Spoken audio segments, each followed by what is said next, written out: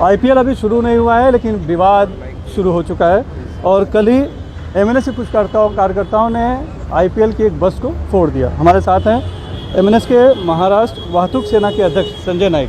Sir, आप लोग का जैसा है पहचान है, स्टाइल कहते हैं, आपने एक बस फोड़ दी, क्या वजह थी? सर, आप मुझे एक तो मैं आपसे क्षमा चाहता हूँ कि विवाद मेरा कुछ नहीं है, मेरा हक मांगना विवाद अगर है तो इसके लिए आप विवाद का बात कीजिए या कुछ कीजिए, मुझे समझना ज़रूरी है। विवाद की बात नहीं है कि यहाँ महाराष्ट्र में अगर मुंबई में आईपीएल हो रही है तो इसके पहले भी आईपीएल होती थी, पूरे देश में होती थी, तभी आईपीएल वाले वहाँ के राज्य के या किसी को एक को देते थे। लेकिन पिछली बार हमारे मुंबई में और महाराष्ट्र में जो आईपीएल हो रही थी तभी मुझे पता चला था, तभी मैंने इन दिल्ली वाले जो ट्रांसपोर्टर थे उनको मैंने समझ दी थी, लेटर भी लिखा था, लेकिन उनका कुछ जवाब नहीं आया था। लेकिन इस साल जब पता चला कि आईपीएल हो रही है और उसके बावजूद मेरे महाराष्ट्र के उतने सक्षम वाहतुकदार है होते हुए भी दिल्ली वालों को अगर मौका दिया जाता है, दिल्ली की ट्रांसपोर्ट और महाराष्ट्र की ट्रांसपोर्ट की जो फ़र्क है मैं आपको बताना चाहता हूँ कि दिल्ली में टैक्स भरना नहीं पड़ता, यहाँ टैक्स भरना पड़ता है। इसी सब चीज़ें जो दिखते अपने महाराष्ट्र के लोगों ने जो भीड़ की थी, उन्होंने भीड़ की थी, उसमें सही में एक थोड़ा सा फ़र्क था। लेकिन उसके बावजूद मेरे ट्रांसपोर्ट वालों ने भी दिल्ली वाले के ट्रांसपोर्ट वालों के साथ बैठ के बात करने की कोशिश की, लेकिन उन्होंने बात करने को टाला।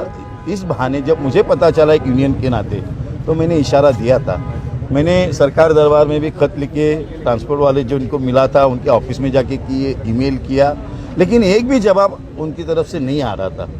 अगर जवाब नहीं आ रहा है तो कहीं ना कहीं दिखाना जरूरी है कि भाई आप मत आना, कहीं तो बैठ के बात करनी जरूरी है। लेकिन बातचीत में आपने ही माना कि उनको वहाँ पर सस्ता पड़ रहा था, उनके ट्रांसपोर्ट से यहाँ के महंगे पड़ रहे। कोई भी अगर कारोबारी है तो वो सोचता है कि सस्ता कहाँ हो, इसके पीछे कहीं कोई दुर्भावना जैसी बात तो नहीं है? नहीं, दुर्भावना की बात नहीं है सर, मैं आपको यही बताना चाहता हूँ कि इस चीज़ को ऑर्गेनाइजेशन वालों ने भी सोचना चाहिए कि अगर आप यहाँ के लोगों के सामने कर रहे हो, यहाँ के रास्ते का इस्तेमाल हो रहा है, यहाँ के लाइट का इस्तेमाल हो रहा है, तो यहाँ के ट्रांसपोर्ट की जिम्मेदारी ज़रूरत नहीं है, उनको होनी जरूरी है।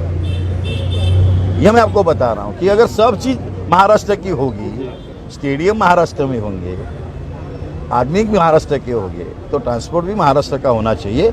उसके बावजूद भी अगर उन्होंने टेंडर मिलने के बाद भी हमारे वाहतुकदार जो सक्षम है उन्होंने उनके साथ बात करने की कोशिश की, लेकिन कोशिश को उन्होंने लाचारी समझी, जवाब देना पड़ा। तो क्यों नहीं कॉम्पिटिटिव रेट दिया गया ताकि उनके रेट को कम्पीट किया जा सके? सर, मुझे एक बात बताता हूँ कि आप इस बहाने मैं आपको बताना चाहता हूँ कि मान ट्रैवल्स वाला अगर यहाँ गाड़ी चलाए हुए, अगर उसको टैक्स भरना पड़े, 12 घंटे के बाद अगर ड्राइवर चला रहा है तो ड्राइवर को ओवर टाइम देना पड़ेगा।